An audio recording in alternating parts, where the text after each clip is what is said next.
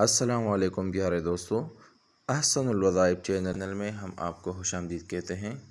پیارے دوستو، آج ہم آپ کے ساتھ نبی کریم صلی اللہ علیہ وآلہ وسلم کا بتایا ہوا نسخہ، جس میں نبی کریم صلی اللہ علیہ وآلہ وسلم نے ہمیں یہ طریقہ سکھایا ہے، یہ دعا سکھائی ہے کہ کس طریقے سے ہم اپنی دعا کو یقینی قبولیت کی حد تک پہنچا سکتے ہیں، یعنی اللہ سے ہم کیسے اپنی دعا قبول کروا سکتے ہیں۔ ان کا طریقہ، ان کا نسخہ، ان کے لیے دعا نبی کریم صلی اللہ علیہ وآلہ وسلم نے بتایا ہے۔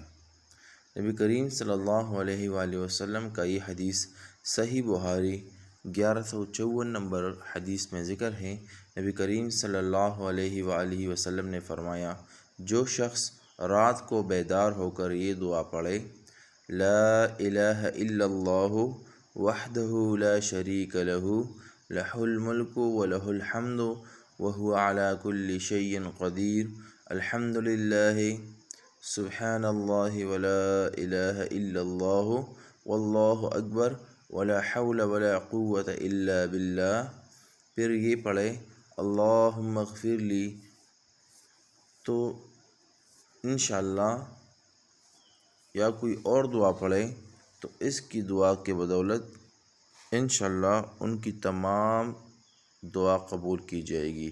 یعنی کوئی شخص رات کو بیدار ہو جائے، انہوں نے وضو کیا ہے یا نہیں کیا ہے، لیکن صرف بیدار ہو جائے، آنکھ کھولے اور یہ دعا پڑھے لا الہ الا اللہ سے آخر تک الا باللہ تک، اور پھر جو بھی دعا پڑھے، جو ان کی شرعی حاجات ہو، ضرورت ہو، دنیائی موافقت ہو، جو بھی ہو، اخروی سوال ہو، لیکن جو بھی سوال اور شرعی حاجات ہو، انشاءاللہ اللہ اپنے فضل اور قدرت سے اس کو پورا کرے گا، اس کو یہ دعا قبول ہو جائے گی۔